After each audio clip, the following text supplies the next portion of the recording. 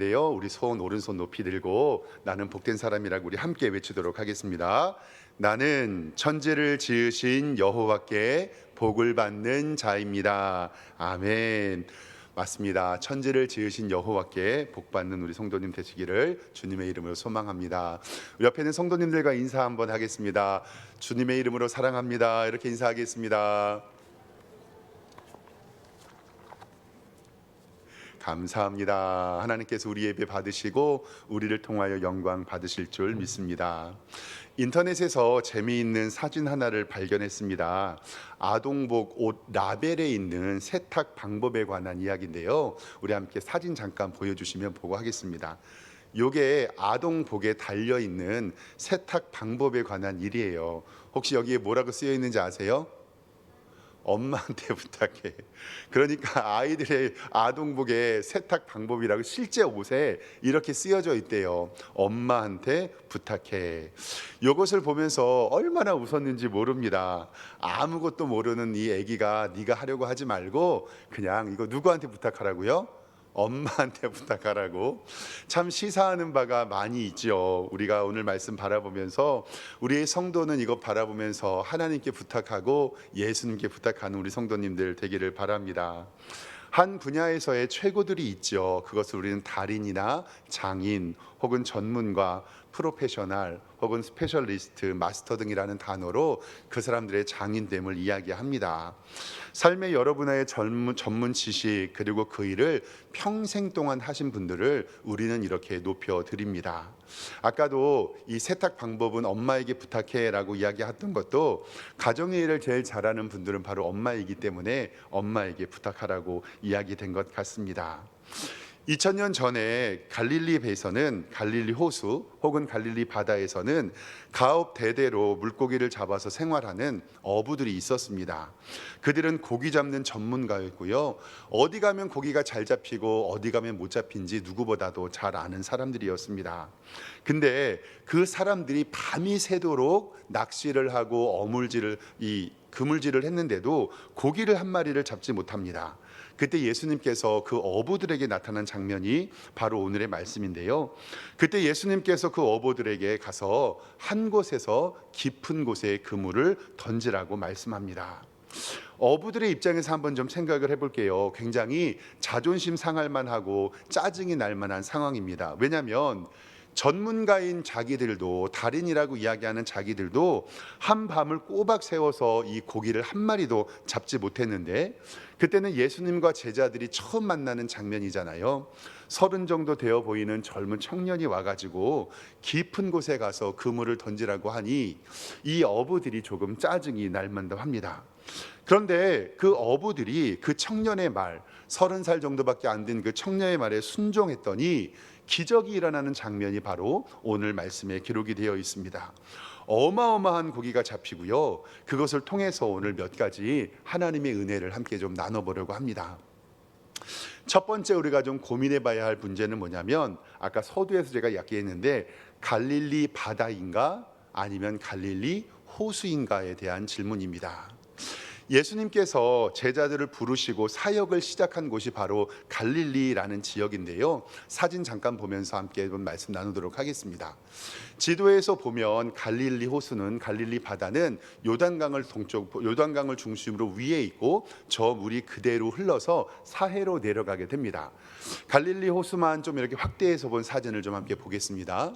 이게 갈릴리 호수, 갈릴리 바다만 확대한 사진인데, 우리 성도님들이 신약 성경에서 이야기하는 갈릴리를 중심으로 벳세다, 고라신, 가버나움, 막달라 그리고 디베레라는 모든 지역이 이 갈릴리 호수, 갈릴리 바다를 중심으로 있는 것입니다. 그러니까 예수님께서는 이 갈릴리 지역을 중심으로 전도 사역을 감당했습니다. 다음 사진에 보면 갈릴리는 지금도 이렇게 아주 물이 가득한 호수, 바다가 되어 있습니다. 갈릴리는 이 전체 둘레가요 약 54km 정도 되고요, 평균 깊이는 약 25m 정도 됩니다. 그리고 가장 깊은 곳은요 45m 정도가 된다고 해요. 이해하기 쉽게 좀 설명을 해드리면, 이 갈릴리 호수 혹은 갈릴리 바다는 여의도 면적의 약 한 36배 정도가 됩니다. 그러니까 얼마나 큰 호수인지 바다인지 알게 될 것입니다. 그러면 우리 성도님들에게 다시 한번 좀 질문해 보겠습니다. 갈릴리 바다입니까? 갈릴리 호수입니까?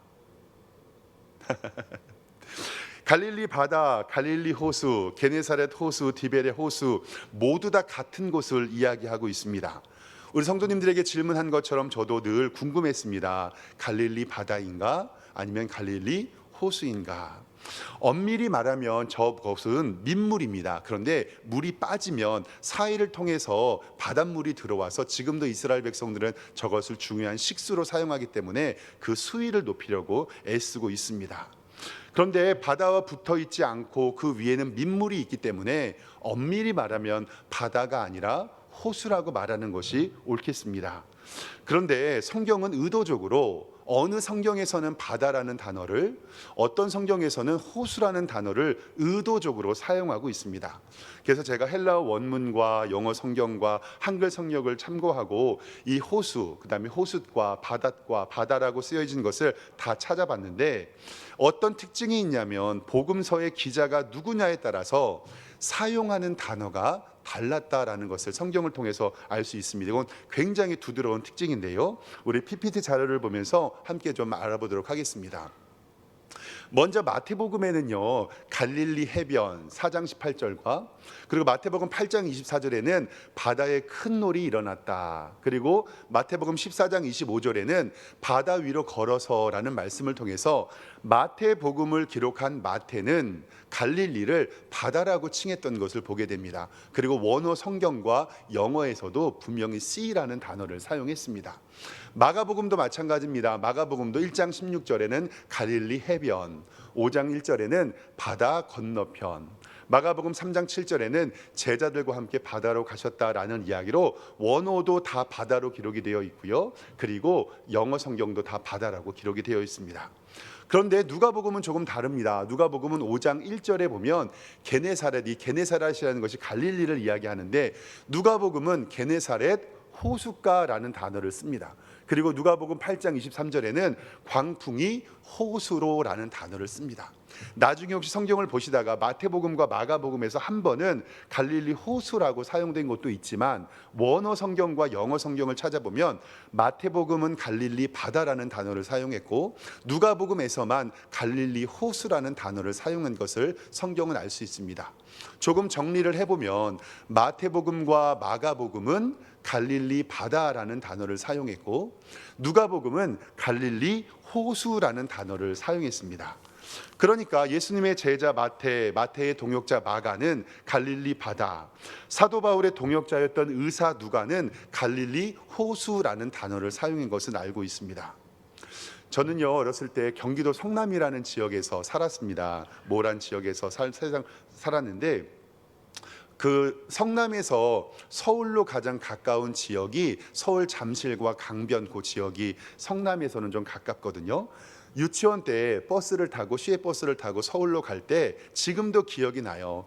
이 성남에서 버스를 타고 송파를 지나고 그다음에 석촌호수를 지나고 잠실로 넘어가면 거기에서 이제 잠실대교를 건널 때 큰 강, 이 한강이 보이거든요. 근데 제가 유치원 시절에 어떻게 소리 지르던 날이 기억이 되면 그 한강을 바라보고 우와 바다다 하고 외쳤던 적이 있어요. 근데 제가 그게 기억이 나는 게 어머니가 좀 창피하셨던지 입을 싹 막았던 기억이 있습니다. 큰 바다, 그러니까 큰 물을 바라보면서 그것은 강인데도 어린 마음에 그것을 바라보면서 저는 바다라고 알고 있었던 것 같습니다. 그래서 지금도 그 생각을 하면 웃고 속으로 한강을 가게 될 일이 있으면 아 바다다라고 혼자 외치곤 합니다. 마태하고 마가는요 예수님의 제자였습니다. 마태가 예수님의 제자였고 마가는 예수님의 동역자였어요. 평생 갈릴리에서 어부로 살았고 그 동네를 떠나본 적이 없습니다. 그리고 자신들의 고장에서는 그 갈릴리가 평생 바다인 줄 알았습니다. 왜냐하면 풍랑도 있고요. 그리고 호수인데도 거기에서는 물결이 치거든요. 유대인들의 성향도 여기 있습니다. 많은 물이 있으면 바다라고 이야기하는데 성막 다음에 성전을 지었을 때 그 물두멍을 이스라엘 사람들은 그것을 바다라고 불렀거든요. 그런데 사도 바울의 동역자였던 누가는 사도 바울과 함께 전도 여행을 하면서 유럽을 가게 되었거든요. 근데 유럽으로 가면서 이 사도 바울에 함께 이 누가는 무엇을 봤냐면 그 넓은 지중해 바다를 보았습니다. 그러니까 누가의 입장에서는 유럽으로 가는 길에 그 넓은 지중해 바다를 보았으니까 갈릴리가 바다처럼 보였을까요? 호수처럼 보였을까요? 호수처럼 보였던 거죠. 그러니까 마태와 마가는 갈릴리를 바라보면서 평생 이것보다 더 큰 물을 본 적이 없으니까 이것은 갈릴리 바다라고 칭했고, 누가는 지중해 연안을 바라보면서 세계 전도 여행을 함께 다녔으니까 지중해 바다를 보았기 때문에 갈릴리를 호수라고 칭했던 것입니다. 사물과 환경을 바라보는 관점과 경험의 차이가 그것을 부르는 명칭의 차이로 달라질 수 있다는 겁니다. 100m 단거리 선수는 1000m 경기를 장거리라고 부를 수 있겠지만 마라톤 선수에게는 1000m 경기를 장거리라고 부를 수 없는 것입니다. 누구에게는 그것이 험산 줄령처럼 높은 산처럼 느껴지지만 어느 누구에게는 그것이 동네 언덕일 수도 있다라는 사실입니다. 에베레스트 산을 정복하고 그 정복한 산을 올라간 사람은 우리 동네 옆에 있는 계양산을 올라가면 그냥 동네 수준일 것입니다. 즉 우리의 인식의 차이는 이러한 경험에서 온다는 것을 좀 생각해 보시길 바랍니다. 2023년도 다들 힘들다고 이야기를 합니다. 어렵다고 이야기를 합니다. 그래서 요즘에 신문이나 뉴스나 유튜브 영상 같은 걸 보면 위기라는 단어를 굉장히 많이 쓰더라고요. 외환 위기, 경제 위기, 부동산 위기, 가정의 위기, 위기라고 생각을 해보니까 정말 위기처럼 느껴집니다. 그런데 사랑하는 성도 여러분, 이러한 위기가 우리 성도님들의 삶 가운데서 하나님을 찾게 되는 기회가 되시기를 주님의 이름으로 축원합니다. 나의 입장에서는 그것이 위기일 수 있고 그것이 어려움일 수도 있지만 하나님이 보시기에는 그때 내가 회개하고 하나님께 나가오는 기회가 될 수 있다는 사실을 꼭 기억하시길 바랍니다. 즉 누구에게 갈릴리를 쳐다보았을 때 누구에게는 내가 더 큰 바다를 보았으니 이것이 호수처럼 느껴지지만 누구에게서는 그것이 전혀 보지 못했던 바다라고만 느껴질 수 있다라는 사실입니다.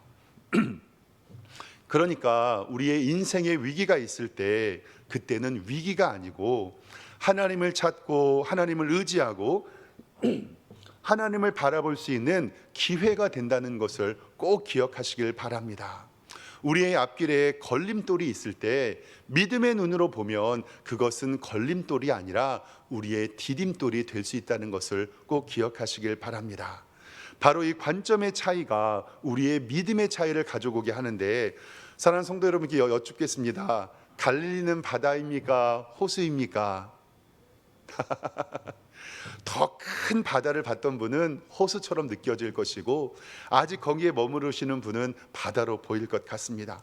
그래서 고린도후서 5장 7절 말씀에는 이렇게 기록하고 있습니다. 이는 우리가 믿음으로 행하고 보는 것으로 행하지 아니함이로다. 아멘. 즉 성경은 우리에게 말씀합니다. 너희가 믿음으로 행하고 믿음으로 보는 것으로 하지 않기 때문에 문제가 있다라고 우리에게 이야기합니다. 사랑하는 성도 여러분, 믿음의 눈으로 우리의 삶을 바라보시길 바랍니다. 믿음의 사람은 믿음의 눈으로 세상을 봐야지 그것이 하나님의 관점으로 보일 수 있다는 사실입니다. 나의 삶과 나의 가정과 나의 자녀와 나의 직장과 나의 교회를 믿음의 눈으로 바라볼 때 하나님께서는 우리의 위기 가운데 그것을 기회로 변화시켜 주실 줄 믿습니다. 믿음의 눈으로 봐야 하는데 왜 이렇게 세상과 교회를 비배배배 꼬여서 보시는지 모르겠어요. 하나님께서 주시는 믿음으로 선포하시고 믿음의 눈을 뜨시기를 소망합니다. 얼마 전에 엘리야의 이야기를 했던 기억이 있습니다. 엘리야가 비가 오기를 간절히 기도했습니다. 그 머리를 무릎에다 쳐박고 기도했거든요. 그리고 사환을 보내서 비가 오냐 하늘을 바라보라라고 이야기했을 때 그 사환이 이야기합니다. 뭐라고 얘기하냐면 하늘에서 손만한 구름이 보입니다. 손만한 구름이 보입니다. 그때 엘리야는 이야기하죠. 비가 온다. 왕을 모시고 내려가라. 사랑하는 성도 여러분, 믿음의 눈으로 바라보고 믿음의 눈으로 하나님 앞에 간구하면 우리의 삶과 우리의 가정과 우리의 기업과 우리 교회에 손만한 구름이 보이게 될 줄 믿습니다.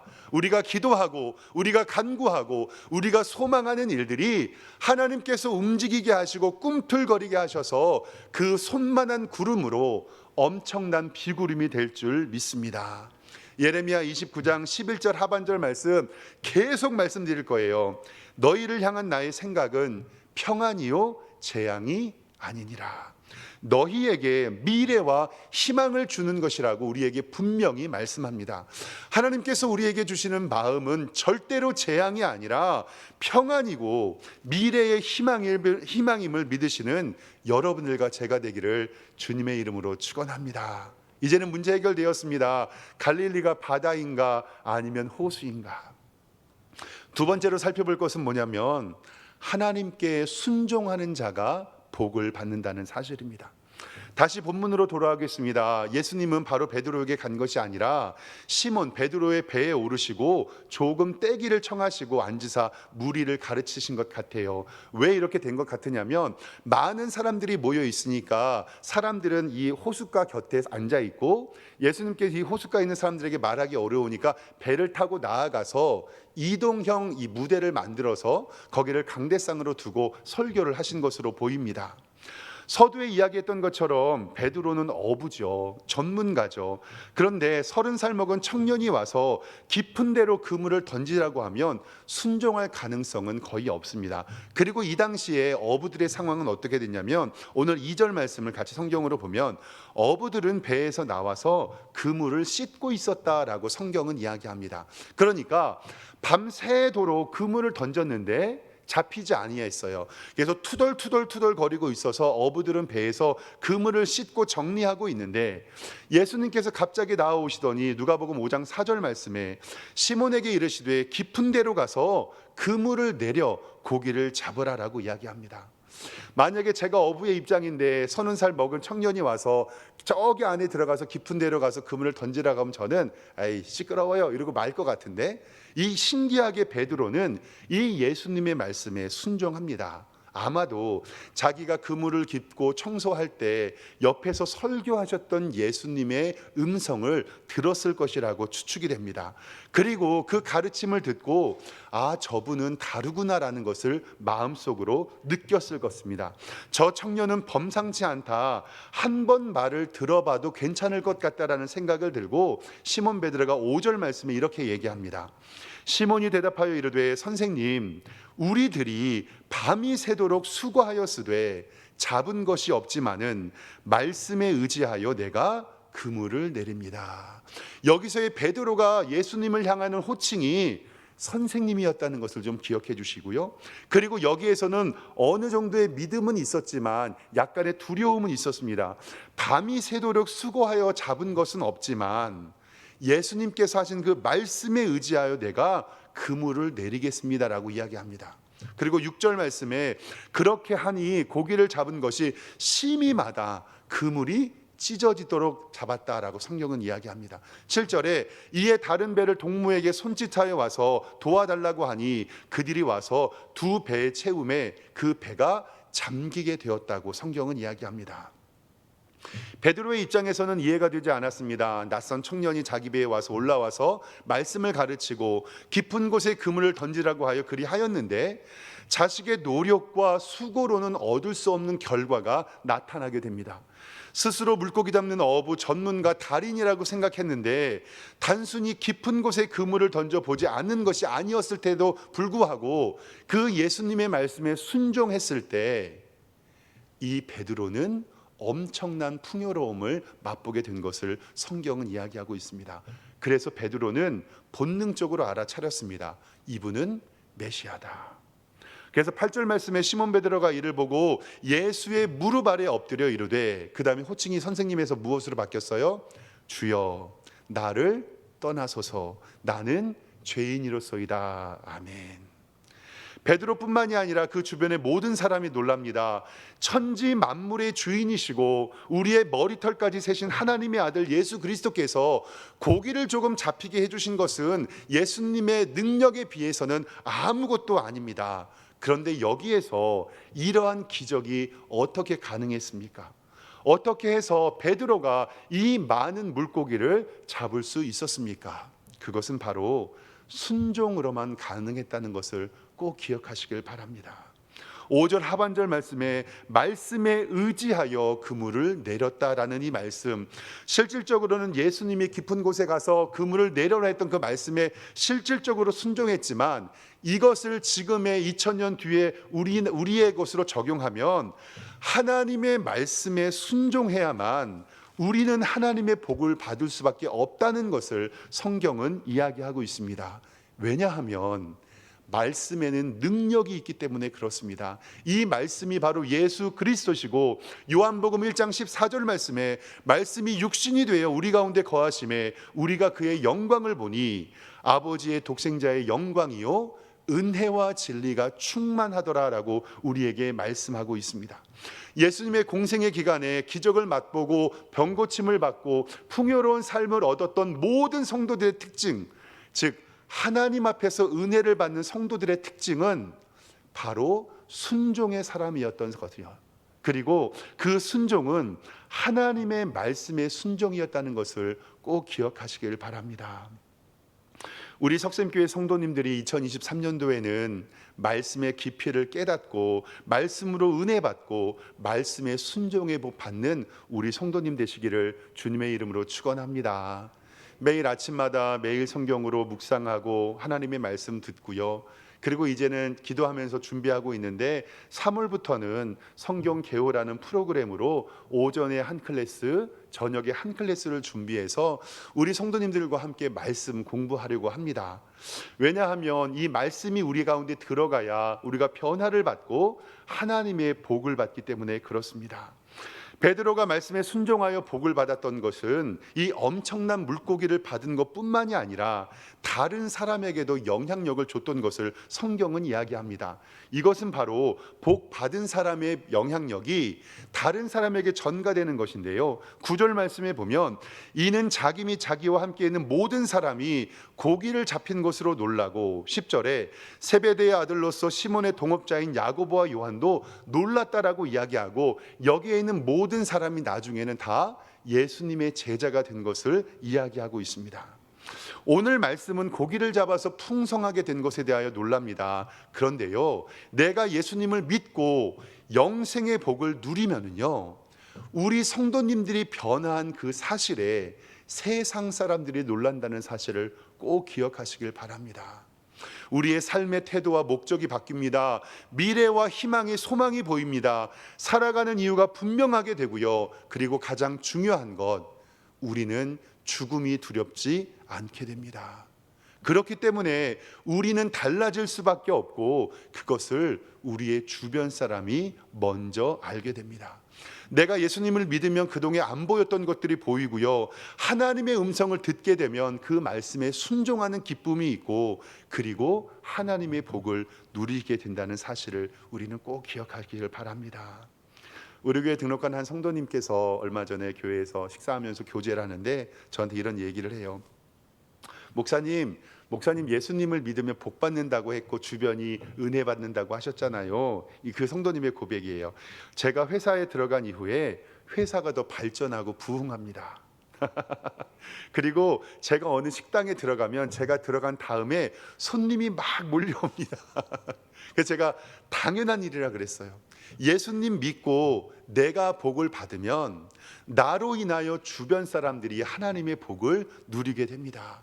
그것을 가장 잘 실천한 사람이 바로 지난주에 배웠던 요셉인데요, 창세기 39장 5절 말씀에 여호와께서 요셉을 위하여 그 애굽 사람의 집에 복을 내리심으로 여호와의 복이 그의 집과 밭에 모든 소유에 미쳤더라.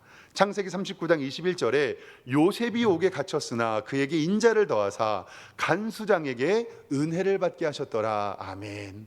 하나님을 믿었던 건 요셉인데 그 요셉을 통하여 그의 주인집과 간수장이 복을 받았던 것은 여기에 말씀에 믿고 순종하여 하나님의 복을 받는 우리 성도들로 하여금 여러분들의 가정과 여러분들의 삶과 그리고 직장과 하나님의 교회가 복을 받게 된다는 것을 꼭 기억하시길 바랍니다. 그것은 바로 하나님의 말씀에 순종으로부터 가능하다는 사실입니다.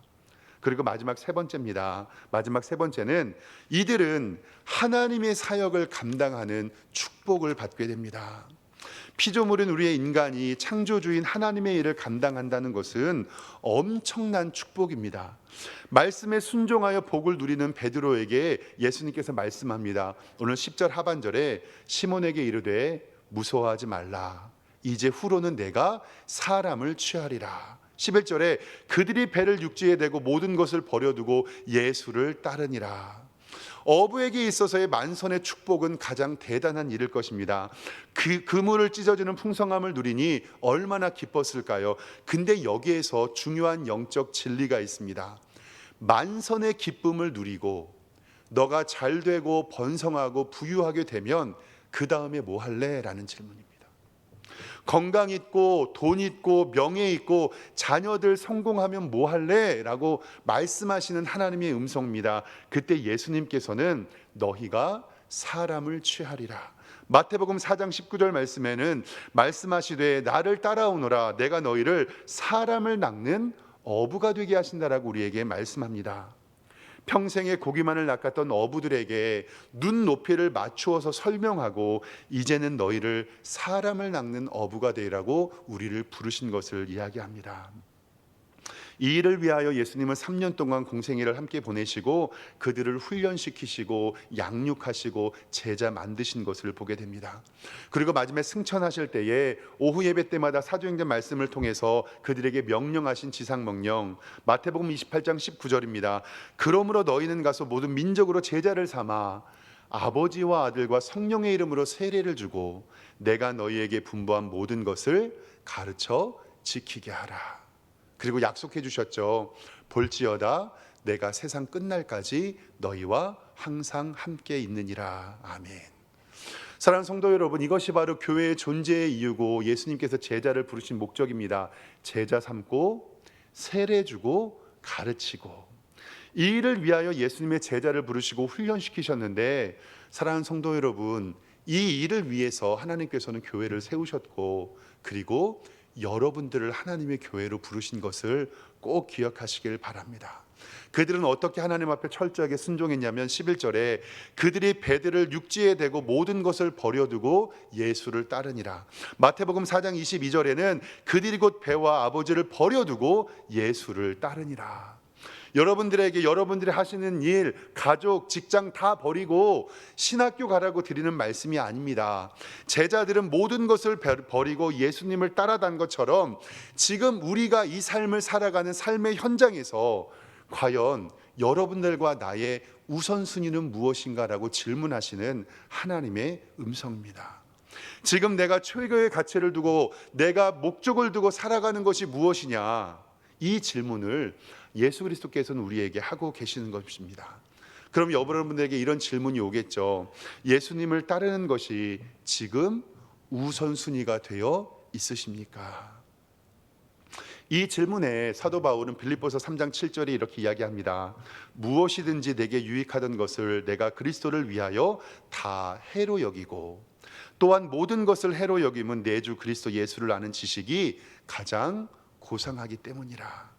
내가 그를 위하여 모든 것을 잃어버리고 배설물로 여김은 그리스도를 얻고 그 안에서 발견되게 함이니라. 아멘. 사랑하는 성도 여러분, 처음 질문은 이거였습니다. 바다냐 호수냐? 이것은 단순히 바다와 호수를 결정하는 문제가 아니라 우리 삶의 태도를 결정하는 인식의 문제라는 사실입니다. 위기가 있으십니까? 하나님이 주시는 기회인 줄 알고 순종의 복 누리시기를 주님의 이름으로 축원합니다. 그때 하나님께서 우리를 부르시고 하나님의 사역을 맡겨 주시면서 하나님의 제자가 되게 하여 주시고 하나님의 든든한 일꾼으로서 우리에게 영광의 복 내려 주시기를 주님의 이름으로 축원합니다. 기도하겠습니다. 하나님 아버지 은혜와 사랑에 감사합니다. 주의 말씀 의지하여 깊은 곳에 금을 던졌을 때에 하나님께서 우리에게 순종의 복을 주시고 하나님의 사역을 감당할 수 있게 하셨습니다.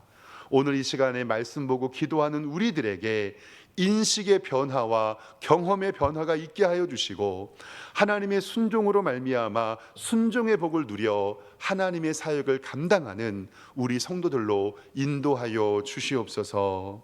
예수 그리스도의 이름으로 기도드리옵나이다. 아멘.